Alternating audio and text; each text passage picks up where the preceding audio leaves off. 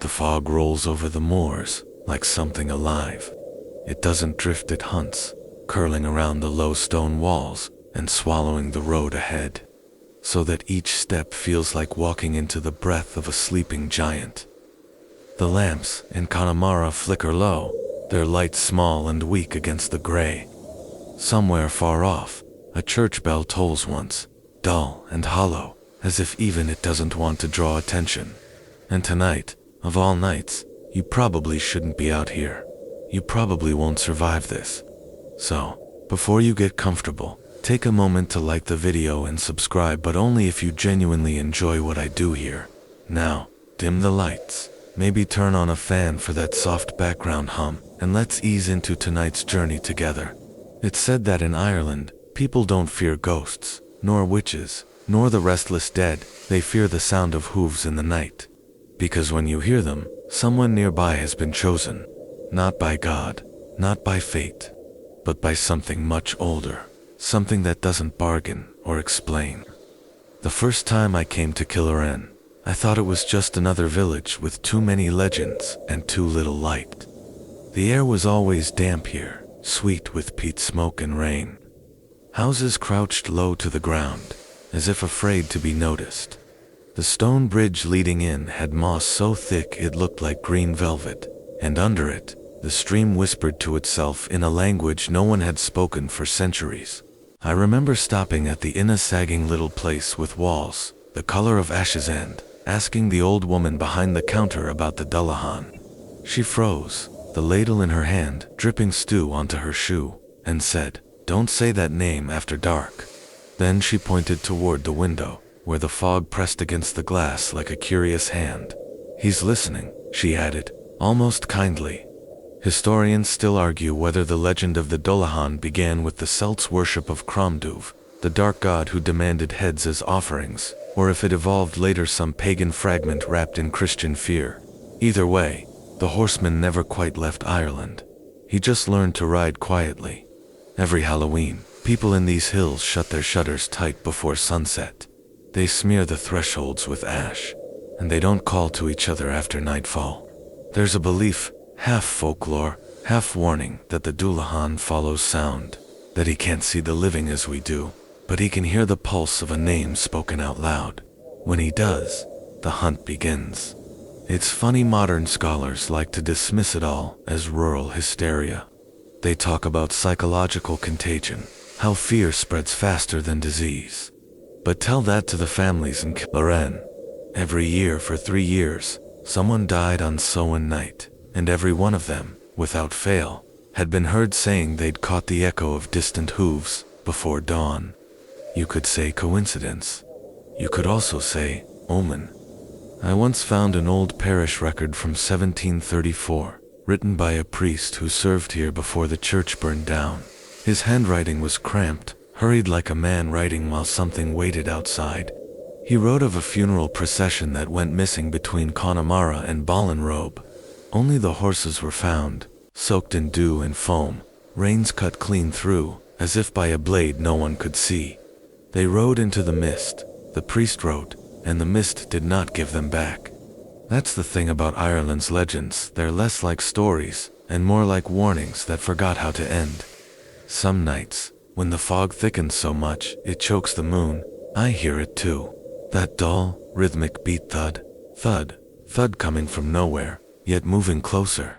It's slower than a gallop, heavier than a trot, almost human in its patience. The old folks say that if you try to find the source, it stops, and when you turn around, well, that's when you've already been found. And maybe you think you'd be brave.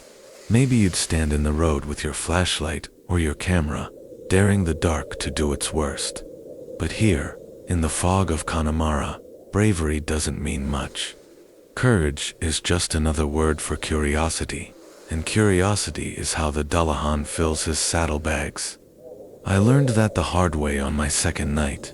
It was cold enough that my breath came out in little clouds, and the grass under my boots snapped with frost.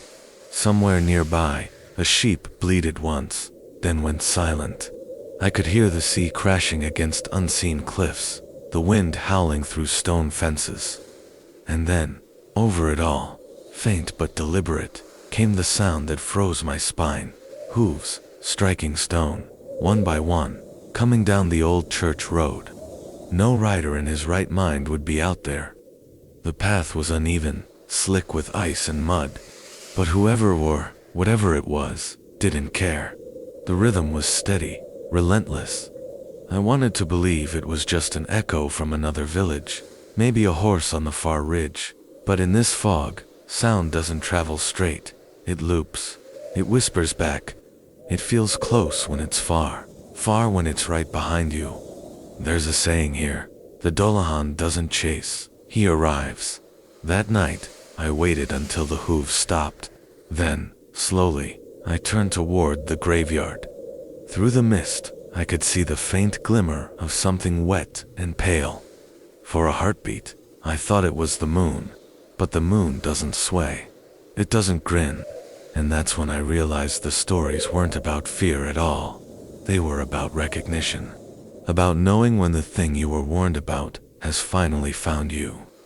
The air shifted. The smell of damp earth filled my nose, thick and metallic. My lantern flickered. Somewhere in that endless gray, something laughed a low, rattling sound, like a coffin lid settling shut. Later, the locals told me it was just the wind through the chapel ruins. But I know what I heard. Because when I finally left Killerin that night, the mist followed me all the way to the inn. And as I shut the door behind me, I could still hear the faint echo of hooves fading into the distance. Slow, patient, promising to return. They say the Dullahan doesn't need to announce himself. The world does it for him. The air grows heavy, animals go silent, and even the moon ducks behind the clouds as if to avoid seeing what comes next. Here in Connemara, people have learned to recognize that silence, not the calm kind, but the kind that feels like someone pressing a hand over the mouth of the world.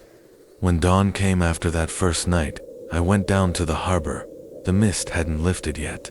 It hung low, turning the water into a mirror, the color of pewter. Fishermen tied their nets in silence, faces half hidden under wool caps. One of them, an old man named Aiden, finally spoke. He said, "You heard him, didn't you?" His eyes were pale and unblinking.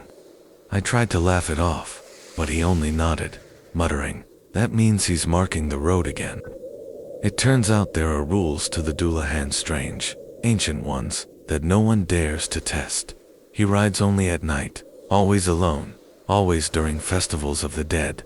And he carries with him his own head, tucked under one arm like a grotesque lantern. Its skin is pale as candle wax, the mouth fixed in a grin too wide for a human face. The eyes, people say, never blink, and they can see across valleys, through walls, even into a soul. According to one 18th century account in the Royal Irish Academy's archives, the Dullahan's head glows faintly from within, lit by some unholy phosphorescence, like decaying wood or fire. Historians still argue whether this detail came from genuine eyewitness descriptions or simply from folklore's obsession with lights in the dark, like the willow, the wisps that lead travelers astray in the bogs. Either way, the image stuck. The body of the Dullahan, though, is never described the same way twice. Some swear his armor is made of funeral brass, tarnished and clattering. Others insist he rides bare-chested, veins like black roots twisting over his skin. His horse is always black, its hooves striking sparks even on damp earth, and wherever its breath touches, the grass turns yellow overnight. A quirky note from an old storyteller in Galway even claimed that the horse's mane was braided with the hair of the dead, though no one ever said whose job it was to collect it. But the most unsettling part of the tale isn't what he looks like, it's what he does. The Dullahan doesn't carry a weapon. He doesn't need one. When he stops before a house, he calls out a name, then that person dies instantly. No scream, no struggle. Some say he uses a whip made from a human spine to drive his horse forward, though others think that's just the church's addition to make sure everyone stayed properly terrified. I remember sitting in the inn that afternoon, the fire crackling weakly in the hearth, listening as the locals traded half-truths like charms.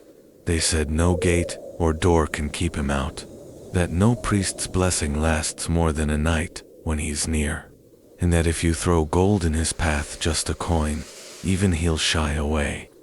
Because gold, for reasons no one understands, offends him. The only thing the Dullahan fears is the gleam of wealth, as though it reminds him of the sun he can never stand under again. There's one curious theory, whispered by folklorists. Perhaps the Dullahan was once a tax collector, cursed for greed, condemned to ride forever, collecting souls instead of coins. It's ridiculous, of course, but I can't help smiling at the poetic symmetry. In Ireland, even the dead have to keep their jobs. As the day darkened again, the innkeeper told me something that has never left me. She said, "He doesn't come from the graveyard, he comes for it." Meaning, he's not a ghost returning home, he's a messenger sent to make one. Outside, the fog was rising once more, thick and luminous. The road wound past the ruins of a chapel, its roof long gone, its bell swallowed by moss. I could almost picture him riding through there, the black horse moving without sound, the head held high, eyes searching. The thought made the hair on my arms lift. Historians debate whether the Dullahan legend is purely Irish or part of a broader European tradition of headless rider stories that appear in Germany, the Netherlands, even Scandinavia. Some argue it's a shared archetype, the ghostly herald of death, born from the trauma of centuries of war and plague. But here in Connemara, no one bothers with theories. They've heard him too many times. By evening, the fog pressed closer than ever, and the villagers began to shutter their homes. Candles burned low in every window, each one a tiny plea for mercy. Somewhere, a child cried, quickly hushed. I thought about leaving, packing up, heading inland where legends stay in books, but something kept me.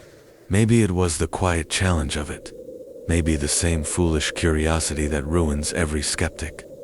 At midnight, a cold wind swept through the village, sharp enough to sting the eyes. The dogs began to bark in perfect unison, then fell silent all at once. The world seemed to hold its breath.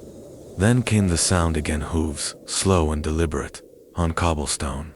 It was clearer now, closer, not galloping, pacing, the rhythm of a creature that knows it's being listened to. I stepped to the window. The fog glowed faintly, as though something behind it carried its own light. And then, just for an instant, I saw it, the vague outline of a rider, tall, broad-shouldered, one arm raised high, something round and pale cradled in his hand. I froze. The figure turned, and I swear those hollow eyes looked straight through the glass, through me, and beyond. Then the light vanished, the sound stopped, and the night fell silent again. Maybe it was imagination, a trick of fog and fear, maybe not.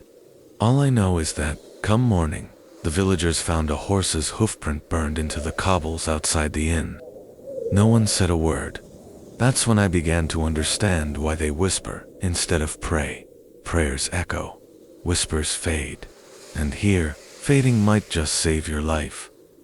By the time the third Halloween came, the village of Killerin had forgotten what it sounded like to sleep through the night. People closed their shutters before dusk and left offerings at crossroads, bowls of milk, bits of bread, even silver buttons torn from coats. Anything that might distract the thing that rode after dark. The priest stopped ringing the evening bell. He said it drew the wrong kind of attention. 3 years, 3 deaths.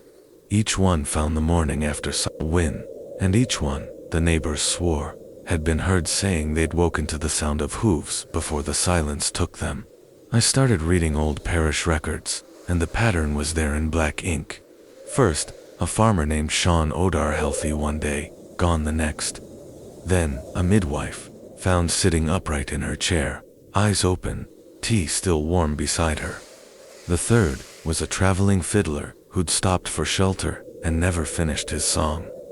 The coroner's notes were vague, no mark upon the body, 'cause undetermined, but villagers had no doubts. They said that Dullahan had called their names. Historians still argue whether such patterns were the result of superstition or something more chillingly organized, ritual murders, perhaps hidden under folklore. But there was no evidence, no suspects, no motive except the ancient rhythm of fear itself. By then, Even the air of Killerin seemed burdened with waiting. Fog clung to doorways like cobwebs. Horses refused to walk the old chapel road, even in daylight. People avoided the bridge after sunset. They said you could hear splashes from beneath it, though the river ran dry. I met one of the victim's relatives, an elderly woman named Eilis, who kept a jar of ashes on her mantle. They say he can't cross a burned threshold, she told me, her hands trembling as she stirred the fire. So I scatter some each night, just in case. There was something almost beautiful about how superstition becomes routine, how fear turns into ritual. You don't believe it saves you, not really, but doing it feels better than doing nothing. One afternoon, a schoolteacher from Galway came through the village. Young, confident, the sort of man who thought folklore was just poor memory wearing a costume. Over supper, he declared, the Dullahan's just a metaphor personified, the Irish way of coping. He smiled, certain he'd said something wise. That night, the fog came earlier than usual. I remember it because the innkeeper knocked on every door, telling travelers to stay inside. The schoolteacher laughed. He said he wanted to hear the myth for himself. No one ever saw him again. They found his horse wandering by the stone wall at dawn, reins shredded, saddle empty. The notebook turned up a week later in the marsh, pages waterlogged. Only one sentence was still legible. He is closer than sound. That phrase stuck with me, closer than sound. What does that even mean? Maybe it means you don't hear him until it's too late. Or maybe it means he's not something that arrives, but something that's already here, waiting for the right moment to reveal itself. A quirky folkloric detail I stumbled upon later said that if you peer through the keyhole at midnight on Samhain, you might see the Dullahan's shadow ride past, but if he catches your eye through the hole, he plucks it out with his whip. A grim incentive to mind your own business. I tried to convince myself all of this was coincidence. The fog, the horses, the deaths. Ireland has its share of tragedies, poverty, illness, isolation. People die quietly here, and stories fill the silence. Still, part of me began to wonder if stories don't just fill the silence, but feed on it, because every time I went to write, the scratching of my pen would slow. Somewhere outside, faint but distinct, that steady rhythm would begin again. Hooves on stone, not near, not far, just there. It wasn't always at night. Once, it came at midday, while the sun hung pale and tired above the bog. The light didn't matter. The Dullahan, they say, doesn't care about light. He exists in the space between breaths, between sounds, between heartbeats. He rides where life forgets to look. By the third year, even the bravest men refused to speak his name. They'd cross themselves at the mention of horses. Children were taught to whisper instead of cry. Fear had become a language, one everyone was fluent in. That's when Moira appeared. She was the blacksmith's daughter, all iron and stubbornness, with hair the color of peat and a laugh that could startle the crows. She didn't believe in curses. Death comes for everyone, she said. Might as well meet him with your chin up. I first saw her at the forge, sparks flying as she hammered a blade for no one in particular. Her father, a quiet man named Donnell, worked beside her, glancing at the window every time the wind rose. The smell of smoke and iron filled the air, sharp and comforting. When I asked if she wasn't afraid, she just smiled. You can't spend your life looking over your shoulder, she said, else you'll miss what's ahead. It was easy to believe her then. She made fear sound small. But that night, as the fog rolled back from the sea, and the wind began its low, mournful hum, I saw Donald standing in the doorway of the forge, pale as candle wax. He wasn't looking at me. He was listening. His lips moved once. Then he whispered something that chilled me even now. He's coming. Moira didn't notice her father's whisper at first. She was still at the anvil, sparks dancing off the hammerhead. Her sleeves rolled to the elbow, cheeks flushed from heat and effort. The forge fire gave her face a glow that almost mocked the gray evening pressing at the windows. Donnell stood behind her, the tongs slack in his hand, eyes unfocused, as though trying to listen to something that wasn't there. "Da," she called, and the hammer paused mid-swing. The only answer was the wind outside, whistling through the cracks in the door. I'd been sitting nearby, nursing a mug of tea gone cold, pretending not to stare. In truth, I was as frightened as anyone in Killerin, but watching Moira work was oddly calming. She believed in nothing she couldn't hold with iron tongs or strike into shape. To her, superstition was weakness. Fear was a habit you broke, like rust off a hinge. "Da," she said again, louder. Donald blinked, his mouth forming words that didn't make it out.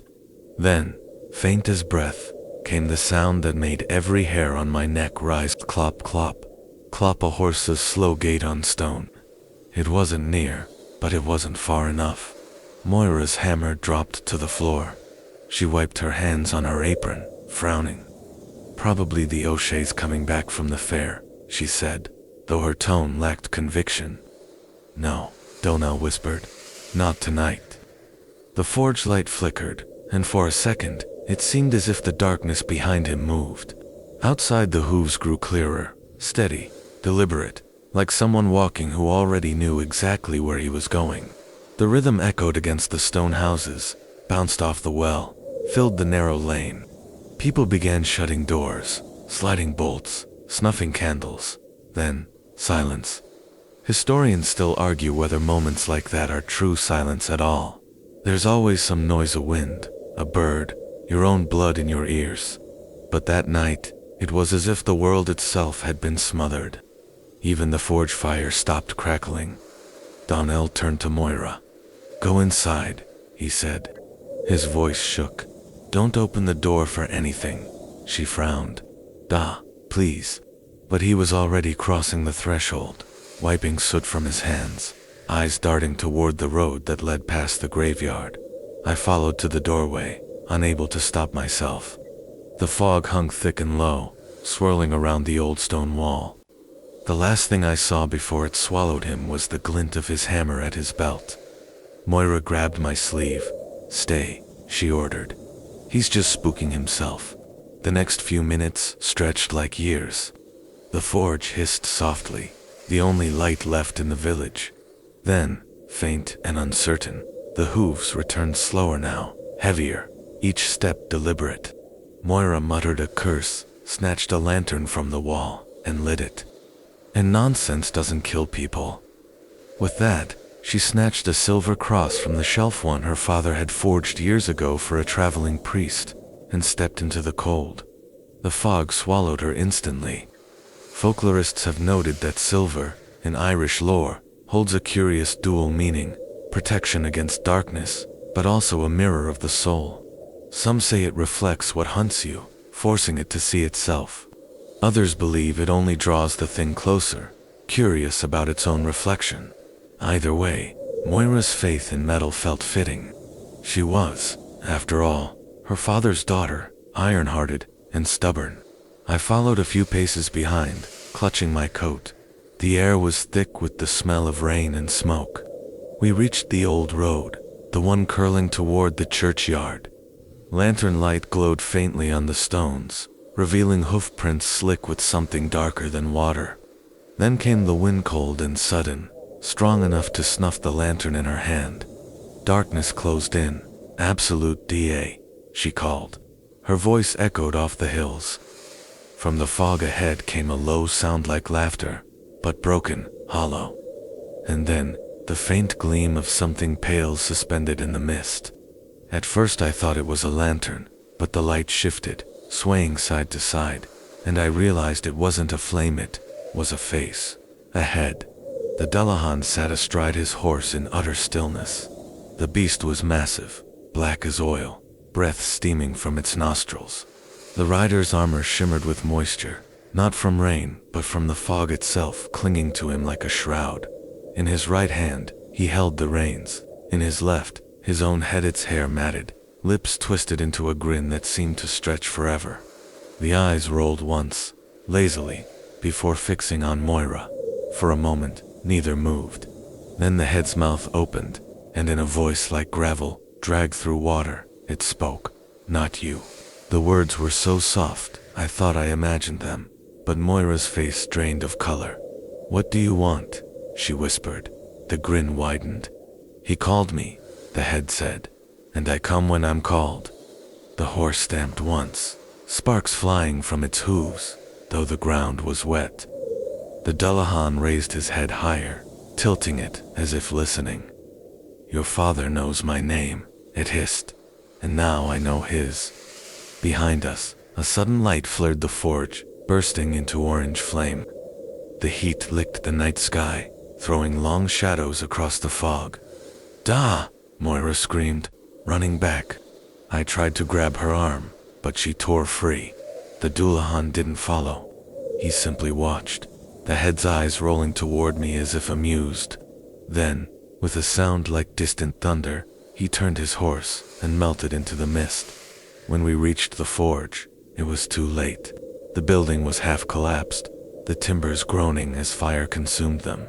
Donnell lay inside, near the hearth, his face locked in an expression so twisted it hardly looked human, mouth open in a silent scream, eyes glassy and wide. There was no wound, no blood, no burn upon him. Just that look of horror, carved deep, as if death had sculpted it itself. Moira fell to her knees beside him, sobbing. I stood at the doorway, useless, the heat biting my skin. Somewhere in the distance, the hooves began against low, fading into the hills. That was the last death Killerin would see for many years.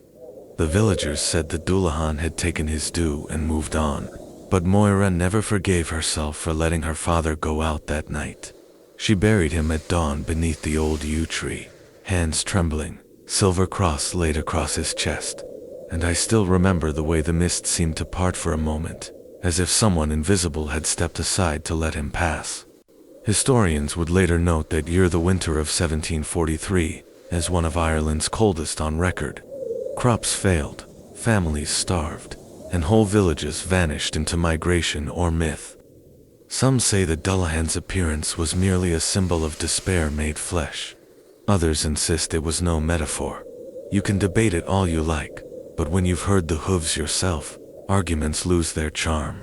That night, as Moira stood over the fresh mound, I heard her whisper something into the mist.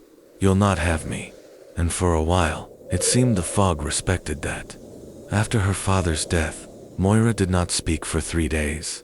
The forge went cold, the hammer untouched, the anvil buried under a gray film of ash. I stayed in the village, though every sensible part of me told me to leave. There was something unfinished about that night, something that hadn't followed the rules. Killerin had returned to its quiet rhythm, but not its peace. You could feel it in the air, a strange waiting, as if the fog itself expected someone to break the silence again. Children whispered of seeing a rider's shadow cast on the walls at dusk, though no horse passed by. The priest tried to lead a blessing procession, but his candle went out 3 times before he reached the church gate, and he took it as a sign to stop. Moira stayed indoors, the door barred, a single candle burning beside her father's hammer. On the 4th night, she finally opened the shutters. Her eyes looked older, sharper, as if grief had tempered her rather than broken her. "I saw his face," she said to me quietly. "Not my father's, his." The words came with a steadiness that frightened me more than tears would have. "He smiled," she went on, "not because he was cruel, because he was certain." I didn't know what to say. Historians still argue whether grief can produce hallucinations strong enough to bend reality.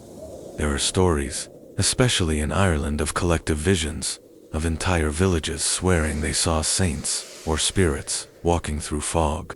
Maybe that's all it was, a shared illusion, a memory replayed by the weather itself.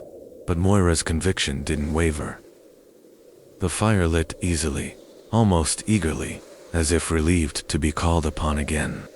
She heated the hammer until it glowed red, then pressed its head to the ground in front of the hearth. "I'm going to finish what he started," she said. "What was that?" I asked.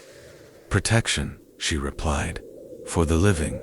The old stories said that iron, especially iron forged by hand, kept the restless dead at bay. The Celts buried iron nails under doorways to ward off spirits. Moira began shaping iron horseshoes, hundreds of them, each marked with a small cross at the base.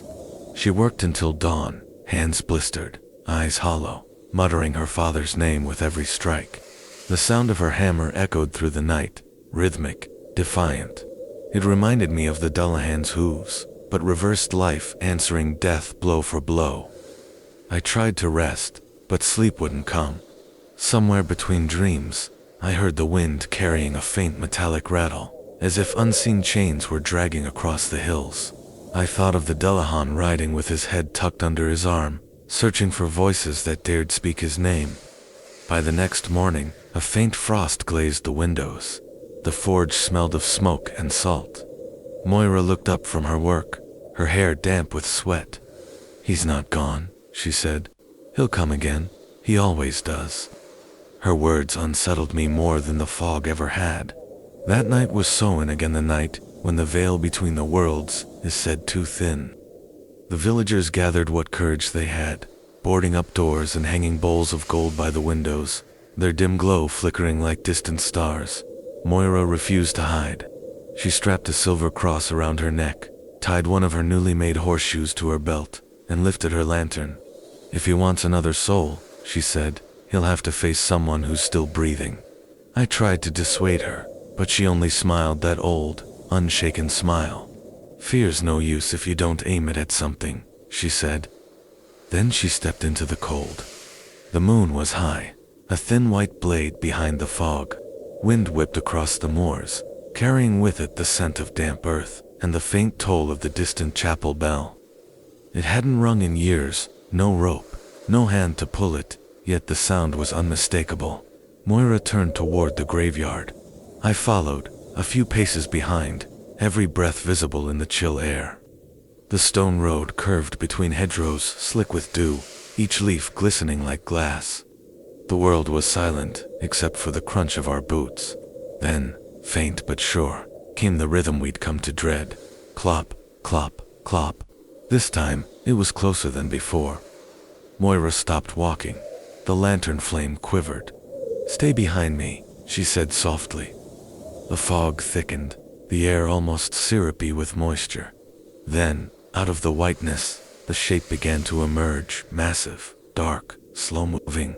The horse's breath came out in plumes, glowing faintly as if it burned from within. Its eyes were two coals, bright and pitiless. And the rider headless, shoulders broad, armor slick with rain road, as though gravity didn't touch him. The head in his hand glimmered faintly, eyes wide open, teeth bared in that same knowing grin. Moira raised the silver cross high. "Go back," she shouted. Her voice echoed against the gravestones. The Dullahan's horse halted, its hooves grinding stone. The rider tilted his headless torso slightly, as if considering her. Then, with a movement so smooth it seemed rehearsed, he raised the head high above his shoulder. Its mouth opened. "Moira," it whispered, her name. She froze, the cross trembling in her hand. In all the legends, that's how it happens the moment he calls you. Your heart stops before your body knows it's dead. I lunged forward, shouting, though I can't remember what I said. The wind swallowed the words, but something strange happened. The silver cross in her hand began to shine, faint but steady, like the last star before dawn. The Dullahan recoiled. The horse snorted, pawing the ground. The grin on the severed head flickered, like a candle fighting wind. Moira took a step forward. "You have no power here," she said. "You've had your name, you'll get no more." The Dullahan hesitated then. For the first time, the head blinked. Once. Slowly, it lowered its gaze, the light inside dimming. The rider turned his horse, and without another sound, vanished back into the fog. The air rushed in, sharp and cold. I didn't realize I'd been holding my breath until then. Moira collapsed to her knees, gasping, the silver cross scorched black where her fingers had touched it. We stayed there until dawn, the fog thinning to reveal the road once more. Nothing remained, no hoofprints, no trace of smoke, only a faint smell of rain and iron. When we returned to the village, people peered through their shutters. For the first time in years, no one had died on Samhain night. Historians still debate the meaning of that miracle. Some claim it was coincidence, a lull in tragedy, a village's grief mistaken for deliverance. Others say that if faith can conjure monsters, it can also drive them away. As for me, I just know the air felt different that morning, cleaner, lighter, almost merciful. Moira hung the blackened cross above the forge door. "He'll come again," she said, "but not for me." And for the first time since her father's death, she smiled. In daylight, it was almost possible to believe we'd imagined him. Morning in Killerin came soft and gray, with sea wind bending the grasses and low sun gliding over the stone walls. Fields glistened with dew. Sheep nosed at the heather like nothing supernatural had ever so much as breathed on this land. That's always how it is after something impossible happens. The world pretends it didn't. The gulls still cry. The kettles still boil. I was here the whole time, but if you looked closely, you could tell the night had left fingerprints. The iron horseshoes Moira had scattered at the crossroads were warped, as if something heavy had stepped on them. The grass where the Dullahan's horse had stood was yellowed and brittle, killed as cleanly as if frost had struck just that one spot. And in the lane, right outside the forge, one stone had blackened in a perfect circle, smooth and glassy like it had tasted heat no ordinary flame could make. Moira said nothing about any of that. She scrubbed her hands, braided her hair back, and went to work. The forge burned again, alive and angry. Every strike of her hammer rang like a bell over the village. I asked her, quietly, "Do you think you really scared him off?" She didn't look up. "No," she said. "I think I annoyed him." That answer should not have comforted me, and yet, in some strange way, it did. Later that day, I walked alone up the old road that curved past the ruined chapel and toward the burial ground. I told myself I was looking for proof, hoofprints, ash, cut reins, something I could point to and say, "See, this is where it happened." That's what people do when they're shaken. We try to pin the night to the ground, make it physical, measurable, small. But the graveyard wasn't small. It rose from the hill like a memory that had grown teeth. Crooked stones leaned at odd angles, some so old they'd lost their names to moss. A yew tree split the sky above me, all black branches and unliving patience. The air smelled of wet earth and iron, and even in daylight, even with the gulls circling and the sheep muttering in the fields, I felt watched. There's a belief here, quiet, not written, passed in kitchen whispers, that the Dullahan doesn't come from the graveyard because he belongs to it. He doesn't trespass. He enforces. He's not a ghost who escaped. He's staff. Which, yes, is a horrifying thought. Imagine death having an employee who does house calls. Historians still argue whether figures like the Dullahan were ever tied to real ritual practice. If there were once designated harvesters, people tasked with marking the dying during Samhain when the veil was thin. The idea is that, in a world where winters were brutal and food was scarce, sometimes a community knew who wouldn't survive it. And maybe the Dullahan was the story people told to keep from saying out loud, "It's going to be you." Dark, yes. But a lot of folklore is just grief that learned to wear armor. Near the far wall of the graveyard, I found it. Proof. Something had carved a deep groove into the old stones, not across them, but through them, as if a massive weight had passed without bothering to care that rock is, generally, considered solid. Pressed into the gouge were faint ridges like teeth, not human, not animal, either. More like the jagged edge of a jawbone that had forgotten it wasn't attached to anything. I leaned closer. The shape of it was wrong, and old rainwater pooled in the hollow like ink. When I reached out, the stone was warm. Warm, in morning wind. In late October, that was when I realized the Dullahan hadn't vanished. He'd circled. He'd watched. He'd let us think the night was over. And if he'd come for Donnell and spoken Moira's name, then he'd seen both of us. I didn't tell Moira what I'd found, not right away. She'd finally slept. After days of raw, sleepless fury, She'd slumped in a chair in the forge and gone still, mouth parted, curls falling across her face. Even asleep, she looked like someone mid-fight, arms still tensed, as if expecting to wake up and have to swing. I let her rest. I sat nearby, listening to the hiss and pop of the coals. As she slept, I studied the silver cross she'd hung above the door. In daylight, it wasn't shining, wasn't smoking, wasn't anything special, just metal. But the scorched mark on one side was real, a thumbprint of black where it had burned her during that standoff. So here's the strange part. In Irish stories, the Dullahan fears gold, not silver. Gold repels him. Gold offends him. In some older versions, if you throw a single gold coin in his path, he'll rear back like a spooked horse and vanish into whatever world he crawled out of. People in Connemara still hang little bowls of gold at their windows each October 31st. It's not for wealth. It's bait, to make him hesitate. But Moira had carried silver, not gold. Silver shouldn't have worked. Silver wasn't supposed to matter, unless it wasn't the metal. Unless it was the way it was claimed. Moira didn't carry that cross like a charm or a relic. She carried it like a blade. She didn't wave it fearfully. She threw it in his face. She told him no. Historians would probably call that an assertion ritual. Priests would call it blasphemy and try to confiscate the cross. I call it, she terrified death for a second by acting like she outranked him. Some part of me wanted to believe that meant it was over. But there's a rule in these hills, older than any church bell. Samhain doesn't end in one night. You don't walk away from that kind of encounter and expect the world not to collect its balance. Which is why I wasn't surprised when, late that evening, the wind changed. It started as a low murmur that rolled in from the sea, to steady for a gust, too hungry for weather. Then the mist came down off the ridge in a way I'd never seen, fast and low, hugging the ground like smoke. Doors shut. Candles went out. People vanished indoors, so quickly the lane was clear in seconds. The whole village seemed to drop into a crouch. Not again, I whispered. From deep in the fog, something moved. Slow, heavy, familiar. It wasn't drifting through the fog like before. It wasn't circling.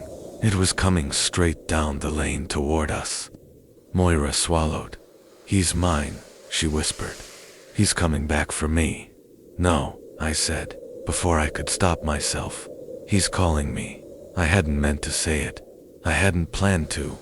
But the moment the sound hit the stones outside, my chest went cold and tight, like winter had reached inside and clenched a hand around my ribs.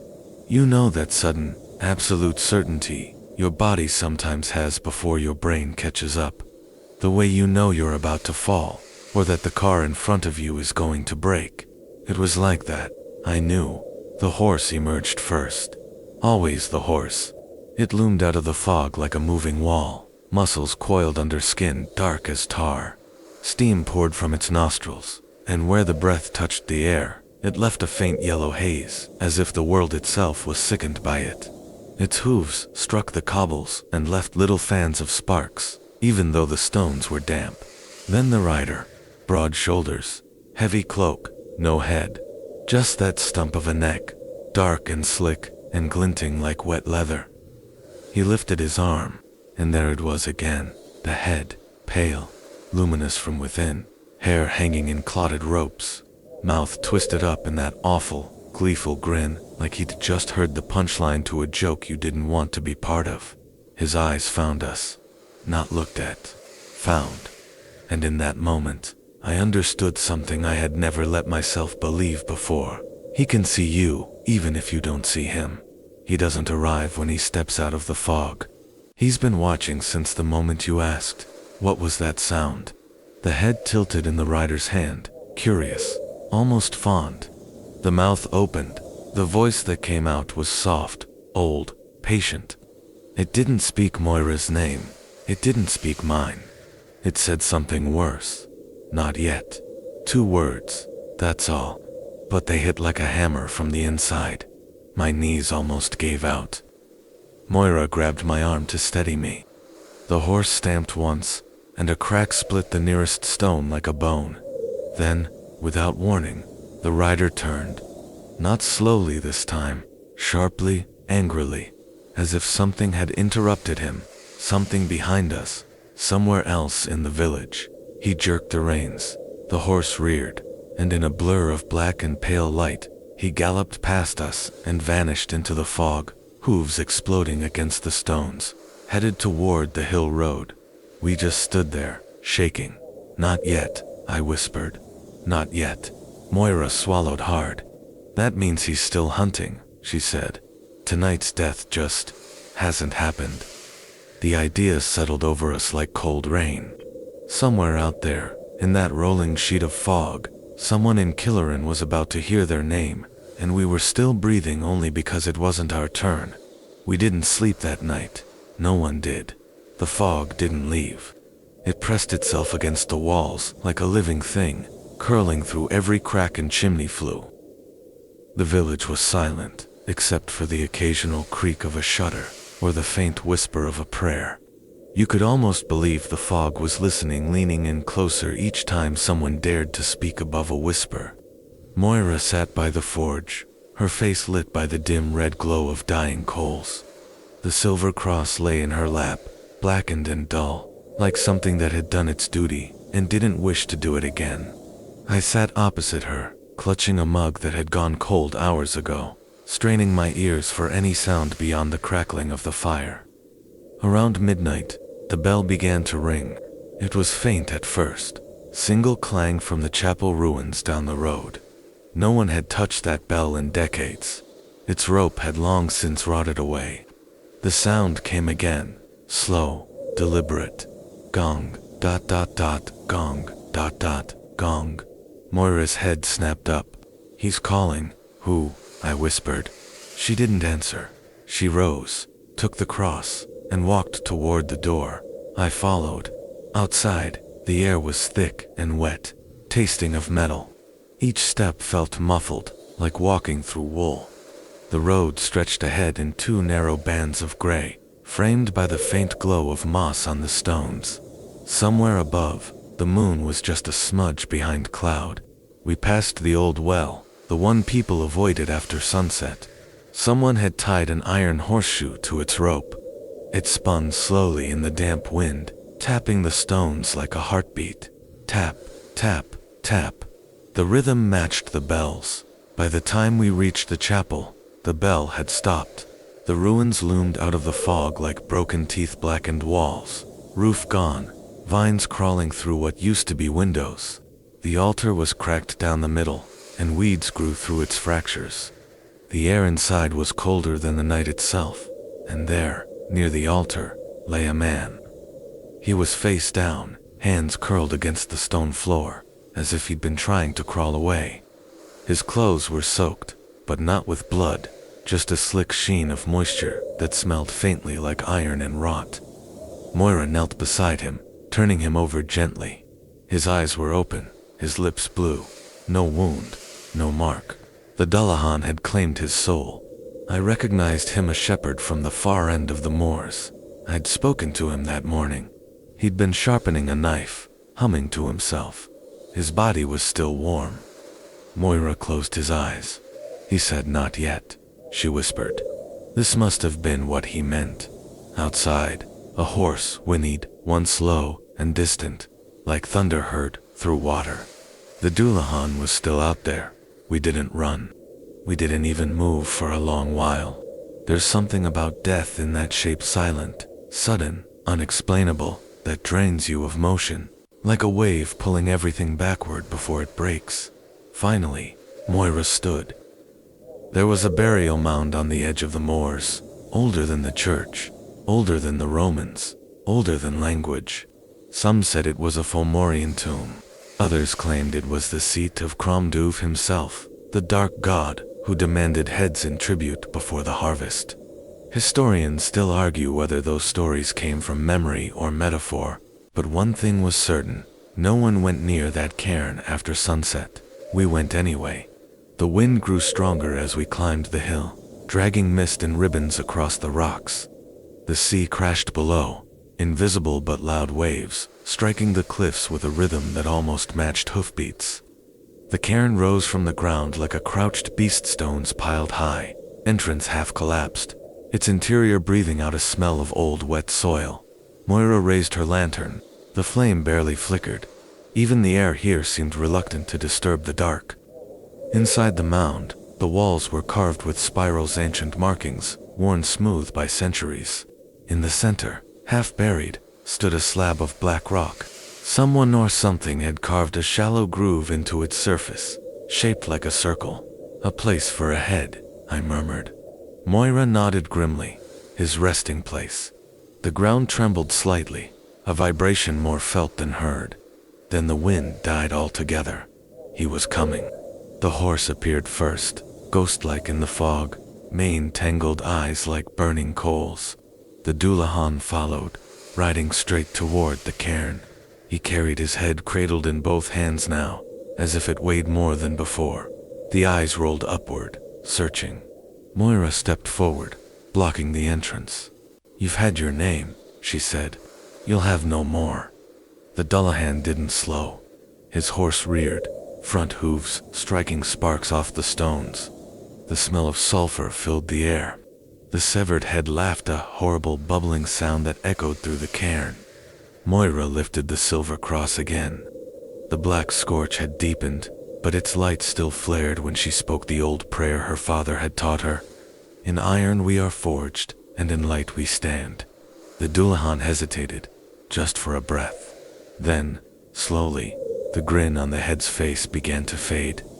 The eyes flickered, dimming like coals under rain. The rider's body shuddered, the armor rattling as though it were empty inside. The horse pawed the ground, uncertain. I stepped beside her, voice shaking. "He's bound to the grave," I said. "He can't stand the dawn." The first hint of sunrise was bleeding into the faga, faint silver gray, that cut through the dark like a blade. The Dullahan turned his head toward it, and for the first time, I saw fear in those hollow eyes. He roared a sound that made the stones tremble and spurred the horse backward. The head slipped from his hands, tumbling into the cairn, landing squarely in the groove on the black slab. The eyes went wide one last time, then closed. The rider vanished like smoke and wind. The fog collapsed inward, pulled into the cairn as if inhaled by the earth. When it cleared, the hill was silent again. The sun touched the sea. The air was clean. Moira exhaled, shoulders shaking. "He's gone." I wanted to believe her, but as we turned to leave, I glanced back once more. The head still lay on the stone. Its lips twitched, and though no sound came out, I swear I saw them form a single word. Soon, we left it there. Some things, you don't move. Back in Killerin, the villagers emerged one by one, blinking at the light. No one spoke. The fog was gone, the bell was still, and the world, at least, for now, had stopped listening. But when I lay down that night, I dreamed of hooves striking stone. Not fast, not near. Just enough to remind me that silence in Ireland is never empty. It always has something breathing inside it. By morning, the village pretended to be ordinary again. That's one of the strangest things about places like Killerin, how fast normal comes back, even after the world tilts. You'd think that after seeing a headless rider walk out of the fog and speak a man into death, nobody would ever be able to sit at a table again, or sweep a floor, or argue over the price of oats. But they do. People still have to eat. Animals still have to be fed. Roofs still have to be patched before the winter wind comes in sideways and peels thatch like old scabs. Routine is its own spell. By noon, the forge was burning again. Moira had washed her hands, tied her hair back, and set to work hardening the last of the iron shoes she'd promised to the families who lived along the old road. She hammered, quenched, stacked, and said almost nothing. Not because she was numb. I don't think she's ever been numb a day in her life, but because she was turning last night into something she could carry. Grief becomes metal in her hands. The shepherd who died in the chapel was laid out with candles at his head and foot, a bowl of gold at the window to keep anything from coming to reclaim him. The women covered his face with linen. No one said the Dullahan did it. They never say his name out loud in daylight here. They just say it was time. But everyone knew. And me. I kept thinking about that last word I saw shape itself on a dead mouth in the cairn on the hill. Soon. Because here's the detail the villagers don't tell to strangers unless they decide you're staying. The Dullahan never stops. You think you defeated him last night. Cute. He's not a bandit. He's not a demon you chase off like a stray dog. He's a function. He's a ritual with hooves. He is, in the Irish sense of the word, inevitable. They say he rides every year on Samhain, and always will. They say he can't be killed, because he's not alive. They say you can't outrun him, because he's already where you're running to. And historians still argue whether that belief began as a psychological adaptation to winter death, or if it's the other way around. Maybe winter deaths feel so clean and sudden because everyone already knows who's coming to get them. But there's also this. They say he can be delayed. That part is important. That's why, to this day, on October 31st, in Connemara, and not just there, to be honest, but in bits of Galway, Mayo, even in places where people swear their modern families still hang out little bowls or cups lined with gold at the threshold. It doesn't have to be much. A coin works. A ring. Something bright enough to catch the Dullahan's eye. Gold doesn't destroy him. It insults him. And insult buys you time. Moira keeps her father's melted signet band in a chipped blue bowl right by the forge door now. When I asked her why, she didn't say to be safe. She said, so he knows I'm looking at him. Because if there's one thing she refuses to give him, it's the right to walk past her house thinking she's afraid to be seen. 3 days after what happened at the cairn, a man from another village came to the forge. He wanted horseshoes, not for his horse, but for his doorframe. He'd heard about Killerin. Word travels fast out here, faster than roads. He kept glancing over his shoulder, speaking quick and low, like someone might be listening from behind him. When he left, Moira turned to me and said, almost offhand, this is how it starts. Stories spread, and so does what hunts them. I frowned. You think the Dullahan will follow the story? She met my eyes. Wouldn't you? And in that moment, I realized something selfish and awful in myself. I had brought ink. I had written. I had watched. I had asked questions. I had walked out into the fog for a closer look because I wanted to know. Curiosity feels harmless in daylight, like a candle. But at night, when the hooves start on the road, curiosity looks a lot like calling something by name. So I carry that with me. What you follow might start following back. As the sun bled out over the hills that evening, and the mist began to rise again in slow white ribbons over the bog, the village quieted like a held breath. Doors were barred, shutters latched, iron set beneath thresholds, bowls of gold left in the windows, a carved cross of scorched silver, still black from where it almost burned her, hanging above the forge. No one rang the bell. No one said his name. And still, as darkness settled in and the lane faded to nothing, you could feel it. That hum, that waiting, that strange pressure in the air, like a palm against the back of your neck. Because survival, here, does not mean he's gone. It only means, for now, he's riding somewhere else. Somewhere just past the last cottage. Somewhere just past the bend in the stone road.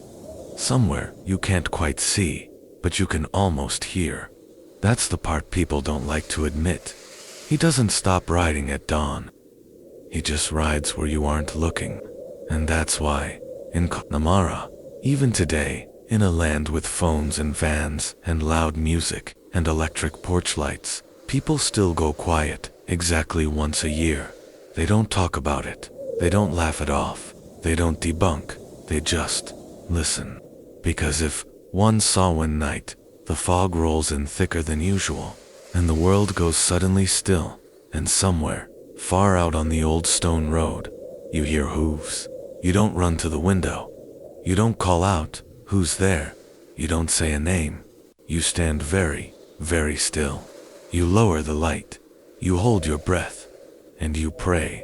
Not that he won't take anyone, but that he's already chosen someone who isn't you. Because when the Dullahan calls a name, it isn't a threat, it's an ending.